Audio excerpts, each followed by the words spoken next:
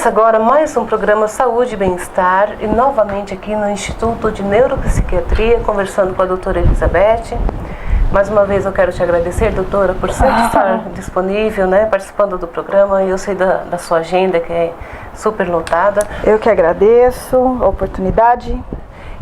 Mas eu sei que os temas que nós temos abordado aqui têm trazido muita contribuição para a sociedade. Por isso que eu enfatizo sempre que a gente está sempre gravando com você assuntos relevantes, né, que a população até pede para a gente estar discorrendo aqui no programa. E hoje nós vamos falar sobre o transtorno do estresse pós-traumático. Você já ouviu falar sobre esse tema? Sabe o que é? A doutora vai explicar para a gente. Tudo bem?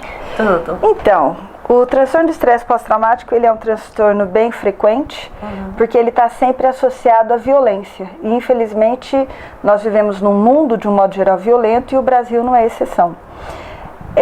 Ele acontece em que pessoas? Então, ele é um transtorno psiquiátrico, eu vou descrever em breve, né, os sintomas que a pessoa tem, mas ele acontece com pessoas que foram vítimas de situações de violência, situações abruptas, nas quais a pessoa se viu sem saída, se viu ameaçada, se viu à mercê de uma situação da qual ela não conseguia se defender.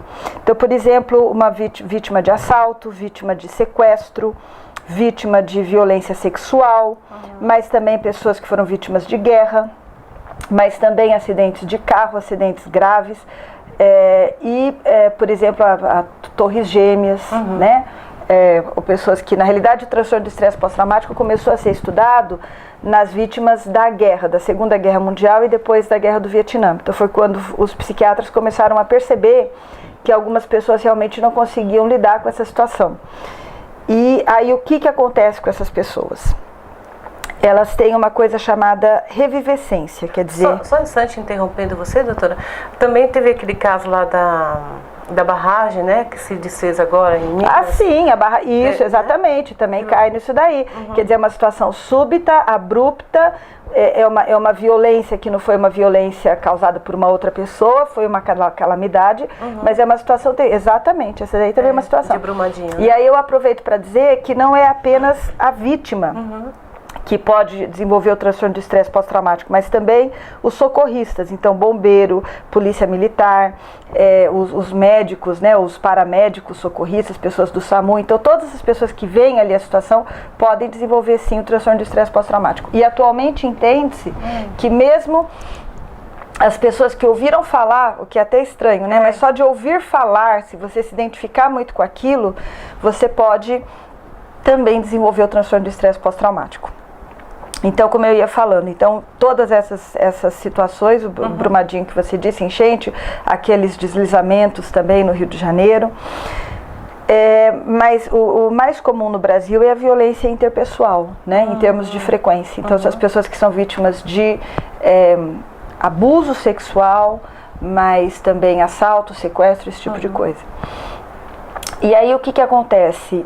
Essa revivescência. A revivescência consiste em você ter uma recordação espontânea, indesejada, invasiva. Quer dizer, é uma coisa que vem, é o chamado flashback. Você está conversando com alguém, não aconteceu nada e volta todo aquele filme terrível na sua cabeça, com todas as suas consequências. Quer dizer, taquicardia, mão gelada, medo terrível, sudorese, desespero, né? Então isso daí pode ser o flashback, a revivescência, mas também pode aparecer sob a forma de pesadelos.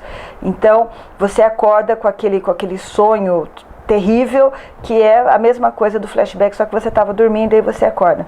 Interessantemente, eu tenho na época que eu morava na Alemanha, o meu sogro, que já é falecido, ele tinha vivido a Segunda Guerra Mundial.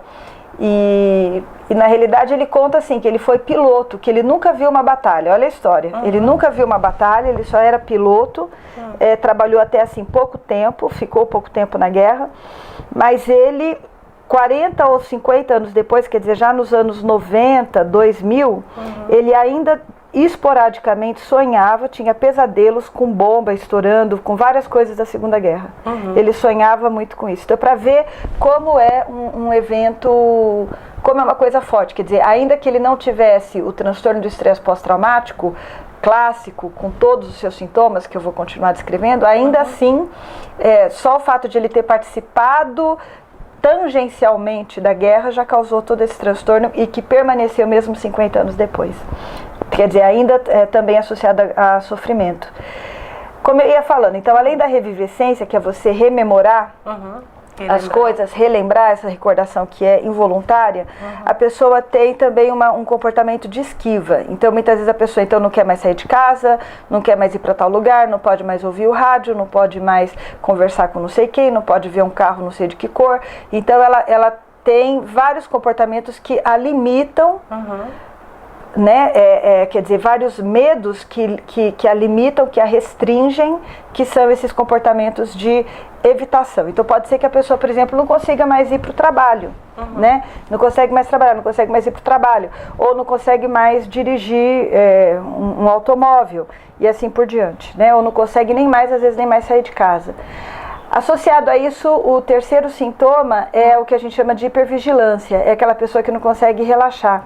Ele está sempre com um certo medo, uma ansiedade, uma expectativa ruim, uma apreensão. Então essa pessoa, ela tá sempre tensa, né? Então isso pode dar distúrbios do sono, aquela pessoa que está sempre assustada e também irritada. Né? Então a gente sabe, tem explicação neurobiológica para isso, a gente sabe que os centros que liberam noradrenalina, eles se tornam mais sensíveis, né? E você tem então uma liberação maior de noradrenalina. São vários sintomas. Além disso, a pessoa vai ter uma coisa que a gente chama de desesperança, um sintoma de depressão, de não ver saída, não ter uma perspectiva para o futuro. Minha vida acho que já acabou, não consigo imaginar, planejar, idealizar alguma coisa e investir minha energia naquilo. Acabou, não é? Desesperança. Obviamente que isso se acompanha de depressão, como eu falei, ansiedade. Muitas vezes a pessoa vai ter abuso também de substâncias. Abuso de calmante, abuso de álcool, abuso de maconha. Abuso, porque ela começa a se automedicar e procurar alguma coisa para sair dessa situação de tensão constante, de pesadelo. Né? Claro que a pessoa estressada também pode desenvolver obesidade, e junto com a obesidade os outros problemas, que são diabetes, hipertensão. Então o TEPT, né, a gente chama de TEPT, ele é um negócio bem comum, frequente, grave, difícil de tratar, que causa muito sofrimento e que causa várias consequências. Então, às vezes, a pessoa vai aparecer para o médico para tratar o alcoolismo, mas na realidade você vai ver, na realidade tinha um TEPT por trás. Ou ele vem para tratar a depressão, vem para tratar a fobia escolar, não consegue mais ir para a escola, né? Um professor não consegue mais dar aula, ou um aluno. Mas na realidade por trás está esse evento traumático que a gente precisa ferir. E até você falando tudo isso, da pessoa não querer ir para a escola, passou até uma reportagem essa semana, não sei se você acompanhou, do nanismo. O menininho, que coisa terrível, Terrível. Aquilo lá é bullying, aquilo lá é bullying, Mas não tem, no fundo, uma relação também com trauma? Esse trauma? Eu não sei, por exemplo, se eles pegarem um menino, porque na psiquiatria a gente tenta definir assim, né, quadradinho. Então, por exemplo, se eles pegaram esse meu, eu não sei os detalhes da história dele, eu fiquei comovida também, até compartilhei no Face e tal, mas eu não li tudo que fizeram com ele. Por exemplo, o TEPT seria se esse menino tivesse esses sintomas de recordações involuntárias, flashback, pesadelos, evitação, depressão, hipervigilância. E aí o TEPT está muito voltado para um determinado evento, para você definir. Então foi um evento. Por exemplo, se eles tivessem trancado o menino no banheiro e deixou ele lá trancado 3, 4 horas, né? É importante falar do TEPT que ele não depende tanto da intensidade do que aconteceu. Então, por exemplo, tem gente que tem TEPT e assim, se você falar o que aconteceu, foi um acidente de ônibus, na realidade o ônibus brecou e a gente ficou a noite ali, quer dizer, você fala bem, mas não foi uma coisa tão assim, mas para aquela pessoa aquilo foi muito traumatizante. Por quê? Porque muitas vezes aquilo já está associado a experiências da infância. Então depende muito a suscetibilidade que eu tenho para desenvolver transtorno do estresse pós-traumático após um evento, depende muito de como o meu cérebro está naquele momento. E como o meu cérebro vai estar, vai depender da minha história de vida. Então, por exemplo, as pessoas das Torres Gêmeas, World Trade Center, Alguns ficaram mal, triste, alguma coisa, mas depois se recuperaram rapidamente. Alguns estão com a vida parada e vamos dizer, destruída até hoje, precisando de tratamento e tarará. Outras pessoas chegaram a ter até o que eles falam de crescimento após o trauma, quer dizer, tipo, encontrei Jesus, ajudei tantas pessoas, entendi que a vida tem uma outra dimensão, uma outra qualidade, tornei-me uma pessoa melhor. Aí você vai falar, mas por que tantos desfechos tão diferentes diante de uma situação muito parecida? Claro que cada um viveu de um jeito, cada um estava numa situação, mas de um modo geral o contexto foi muito semelhante. E por que isso? Isso se dá pela biografia. Então, se eu tenho uma história de vida onde eu já fui, eu fui um pouco abusada, pode ser abusada psicologicamente, eu era xingada, eu já passei por uma situação de bullying na infância, já havia coisas e eu tinha ainda que juntar dos pedaços e estava ali firme, trabalhando. Mas aí acontece um evento que às vezes nem foi tudo isso, que outra pessoa superaria com facilidade, para mim aquilo causou o transtorno de estresse pós-traumático. E você falando disso tudo também, eu lembrei daquela situação do avião da Chapecó, que teve um acidente e houveram os sobreviventes, e teve o caso da aeromoça, que ela ficou traumatizada e agora, recentemente, acho que fez aniversário agora, final de ano, né, do acidente, eles trouxeram a reportagem novamente e ela deu um depoimento falando que só agora está conseguindo pensar na possibilidade de voltar a trabalhar. Sim. Porque foi muito traumático que ela sobreviveu, né, ao acidente. Sim. Às vezes até o fato de ter sobrevivido é muito estranho a nossa mente. Às vezes isso se associa à culpa. Será que eu poderia ter feito alguma outra coisa? Ou simplesmente assim, por que eu sobrevivi? Isso acontece principalmente quando é acidente com família, né? A minha filha morreu, por que eu sobrevivi? Não é? Então é como se fosse uma vergonha, um constrangimento, uma culpa por você ter sobrevivido. Então são várias coisas que passam pela cabeça, né? Doutora, e esse transtorno está associado a alguma outra doença? Você já até disse que ele pode gerar obesidade, consequentemente diabetes, né? E outras coisas provenientes, né? Mas que mais? Uma coisa que eu não falei é que quando você está no trauma, eu falei muito da consequência depois do trauma, né? Por exemplo, passou-se um mês, passou-se um tempo e a pessoa começou a desenvolver isso. Inclusive, podem se passar vários meses. Por exemplo, eu posso desenvolver o TEPT 1 ano depois, 2 anos depois, 3, 4 anos depois, porque é uma experiência que está ali e que em algum momento ela pode aflorar sob a forma de um transtorno. Mas o que eu não comentei muito sobre a experiência peritrauma. Peritrauma é como é que é a minha vivência durante a situação do trauma. Então, muitas pessoas têm fenômenos que a gente chama de dissociativos. Dissociativo é aquela situação de você não reconhecer a realidade. Então parece que tudo é um filme, parece que o tempo começou a andar mais devagar, parece que ficou parado, ou parece que não sou eu que estou vivendo tudo isso, parece que eu consigo me assistir fazendo as coisas. É essa coisa de eu me dissociar, de eu me separar daquilo que está acontecendo. Esse é provavelmente uma forma de você se defender psiquicamente do ocorrido, dessa vivência, justamente para você sobreviver.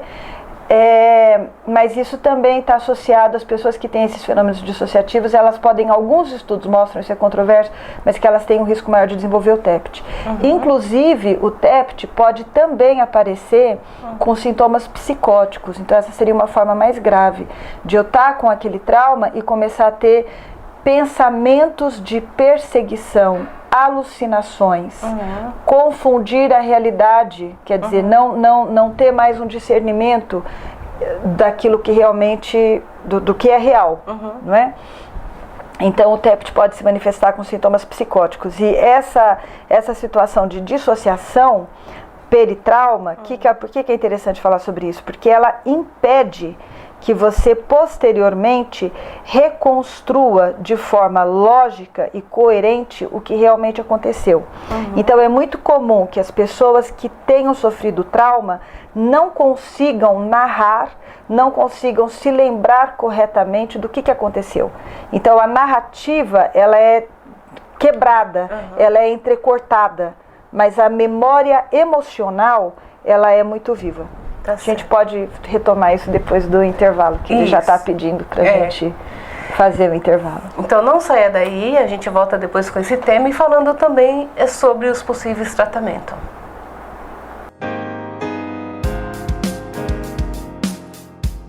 Em 5 segundos, você vai conhecer o potencial do seu cérebro. Aos 17 anos, ela foi aprovada em 9 vestibulares federais. Você sabe a diferença deste cérebro para o seu? Treino. Supera. Ginástica para o cérebro. Treine seu cérebro. Vá mais longe. Faça uma aula grátis.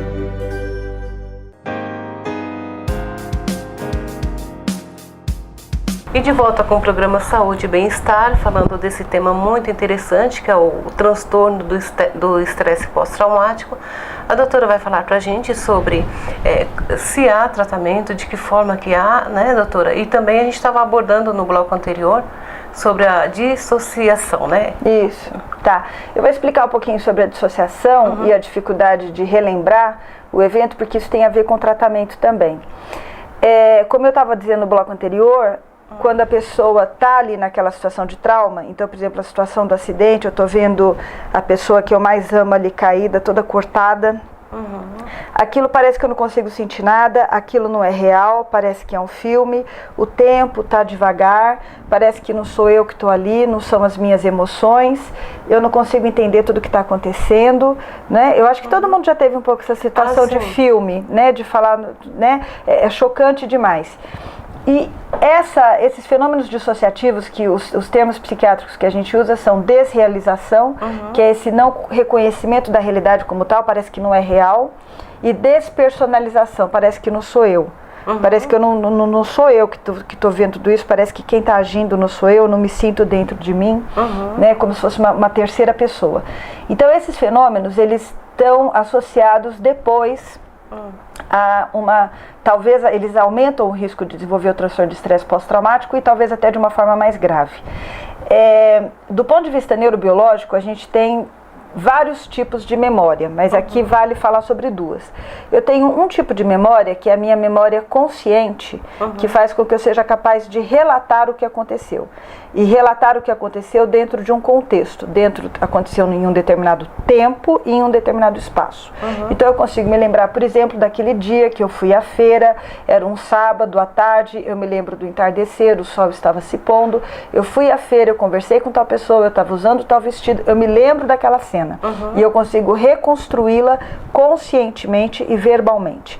Quem é muito responsável por formar essa memória é uma estrutura chamada hipocampo, que está dentro do cérebro. Mas existe uma outra memória, que é uma memória inconsciente e emocional, que não é, vamos dizer assim, responsável por essa recordação consciente, organizada e verbalizada, mas sim que traz ela me dá o colorido emocional do que aconteceu. Então, quando eu me lembro daquela feira, eu não consigo me lembrar que dia era, que roupa que eu estava, com quem que eu conversei, que momento foi. Eu só me lembro do tiroteio. E o tiroteio eu também não sei por onde ele começou, eu só sei que o meu amigo que estava comigo foi ferido. E eu vi ele não morreu, mas eu vi que estava saindo um monte de sangue. Então essa história não aconteceu, eu estou inventando. Não, eu sei. Né? Eu estou dando um exemplo. Então assim, essa é a memória emocional. Na memória emocional, é assim, você fala feira, me dá taquicardia, falta de ar, sudorese, medo, e eu tenho uma sensação horrível.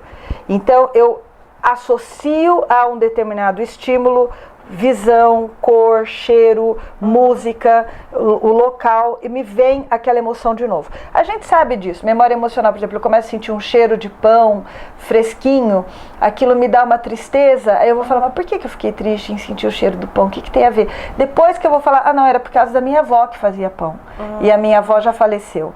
Né? Ou eu venho aquele cheiro, oi? Te interrompendo de novo, sempre que eu vejo uma cor, um laranja, me faz lembrar alguma coisa da minha infância. Sim. Eu lembro e fico tentando lembrar. E você tenta lembrar o que foi, exatamente. Essa é a memória emocional. Então, por exemplo, eu tô né? Eu ia falar, por exemplo, cheiro de grama molhada, de terra molhada, chuva. Aí eu posso ficar melancólica, tá? Porque também tá me lembrando da minha infância. A gente sabe tudo isso. Música é o mais frequente, né? Então eu começo aquela música, às vezes eu fico aí, eu vou falar, nossa, é porque eu tô lembrando daquele namorado de 30 anos atrás, né? Então, música evoca tudo isso. Então, a memória emocional, ela vem antes da memória declarativa, da memória do hipocampo. Ou seja, você acabou de dar um exemplo, você vê a cor laranja, você sente uma coisa, mas você não consegue se lembrar do que é, né? Então, por exemplo, eu posso dar um exemplo assim, eu estava na minha casa, saindo da garagem, entrando para dentro de casa, veio um homem à noite com uma jaqueta preta, eu sei que ele tinha barba e ele me derrubou, pegou minha carteira, meu celular e saiu correndo. Tá, aquilo ali me causou uma experiência traumática. Mas isso foi há 10 anos atrás e tudo bem. Aí eu tô na rua assim, andando, de repente eu vejo um homem de camisa vermelha, não tem nada a ver, mas meu coração dispara, eu fico super mal, tenho que parar, falo, por favor, eu tenho que sentar em algum lugar e tal. E eu não sei por quê. Por que eu passei mal assim de repente? Não aconteceu nada. Depois pode ser que eu me lembre que aquele homem de camisa vermelha era o cara. Só que na hora eu não o reconheci conscientemente. Mas a minha memória emocional reconheceu. Então no TEPT, voltando a falar do TEPT, os estudos mostram que o hipocampo ele fica reduzido e a amígdala fica aumentada. Não é aumentado tanto fisicamente, mas é em termos de ativação. Então a amígdala, que é essa área responsável pela memória emocional, ela está meio que hiperativa, enquanto que o hipocampo está hipofuncionante, funcionando menos. Então daí a dificuldade das pessoas com TEPT em reconstruir o evento de uma forma coerente. Você se lembra só de flashes, flashes terríveis, e vem toda aquela emoção, mas você não consegue reconstruir a história de forma coerente. E aí entra a questão da terapia, que é justamente te ajudar a fazer isso. Porque quando eu reconstruo de forma coerente, isso pode me ajudar a eliminar a culpa, a vergonha, algumas associações, vamos dizer assim, incoerentes, por exemplo, eu achar que poderia ter sido de outro jeito se eu tivesse feito outra coisa, não é? Eu consigo reconstruir aquilo e consigo evitar uma outra coisa que é muito importante no TEPT também de mencionar, que é a generalização. A memória traumática, ela tem como característica a generalização. O que é isso? Você fez uma coisa comigo estando com essa blusa, com essa estampa. Toda vez que eu olhar essa estampa, eu vou ter o mesmo medo. Essa generalização, ela não tem lógica. Porque não tem nada a ver, não é todo mundo que tem essa estampa que vai fazer mal para mim, mas eu generalizo. Então esse é um mecanismo evolutivamente conservado, ou seja, a gente tem esse mecanismo no cérebro para... E seria de defesa? Sim, é um mecanismo de defesa para evitar. Por exemplo, se eu vi um leão saindo de uma árvore... sei lá, um pé de manga, né? Então, toda vez que eu olhar um pé de manga, é bom eu ficar cabreira, porque parece que leão deve gostar de pé de manga e subir no pé de manga. Então, essa generalização, ela pode ter, a princípio, ela é uma coisa boa do nosso cérebro, aprender a lição. Gato escaldado tem medo de água fria, tarará, mas como o gato escaldado, ele acaba tendo medo até da água fria. Ele generalizou que a água, sendo que não é. Então, a terapia consiste justamente em ensinar, olha, essa água aqui é fria. Né? Diferente da quente. Diferente da quente. Então você tentar, então ele inclui dois aspectos. Um que é o aspecto cognitivo, que é você tentar construir uma recordação coerente, consciente e lógica dos fatos, como eles realmente aconteceram, para eliminar a sua culpa, etc.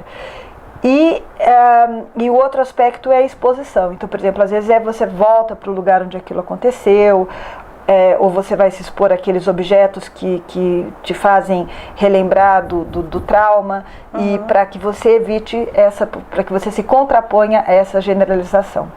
Né? No bichinho, no rato, quando o rato tem trauma, por exemplo, toda vez que ele está numa gaiola branca, ele vai apertar para pegar água, ele leva um choque.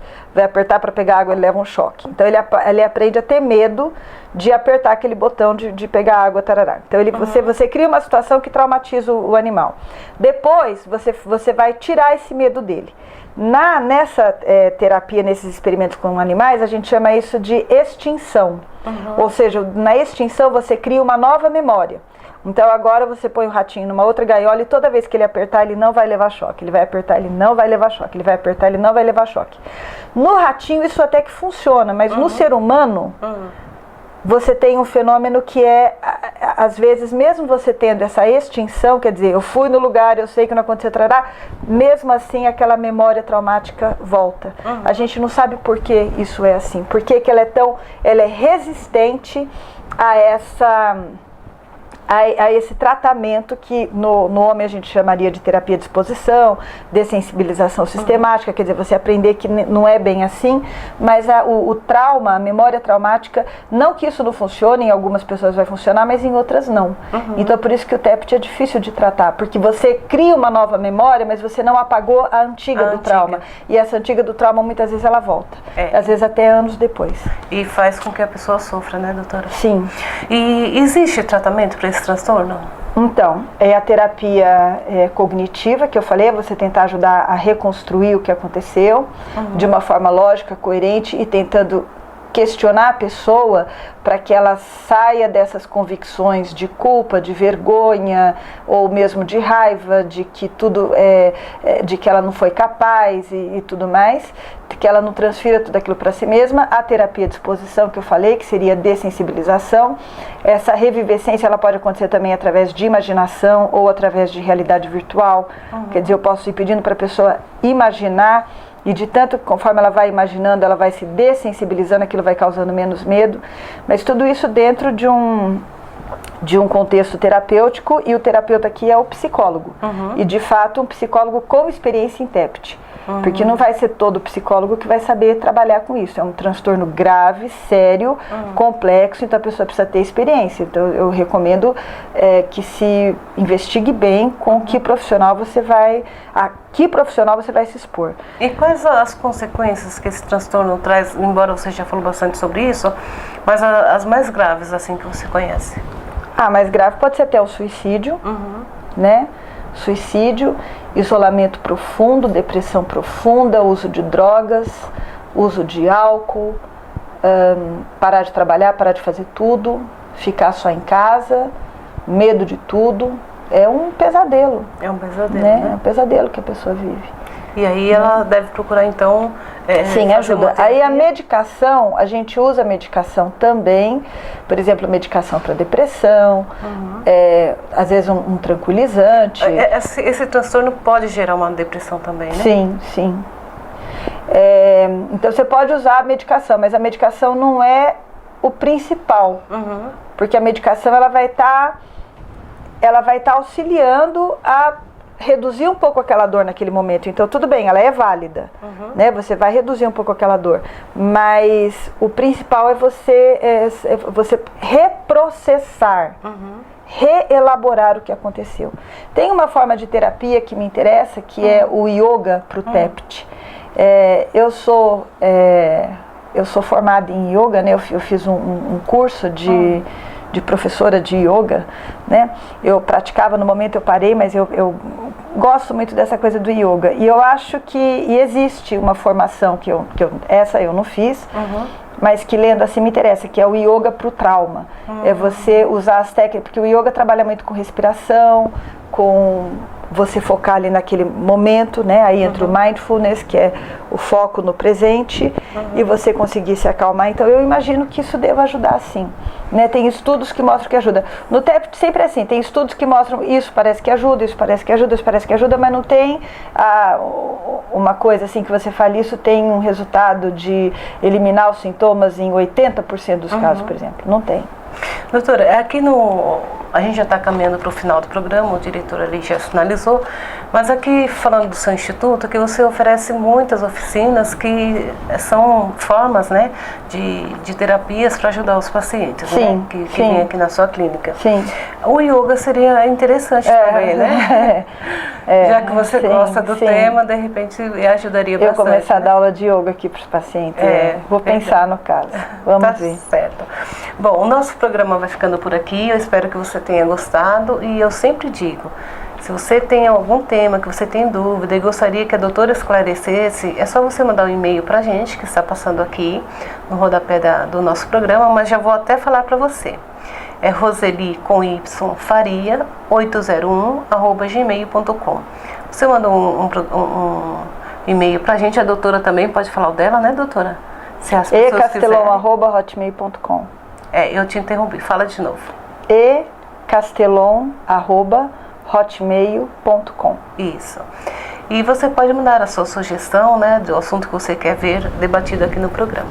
Muito obrigada por sua audiência, espero você no nosso próximo encontro. Obrigada, doutora, por sempre estar aqui cooperando com a gente no Saúde e Bem-Estar. Muito gostoso. Obrigada.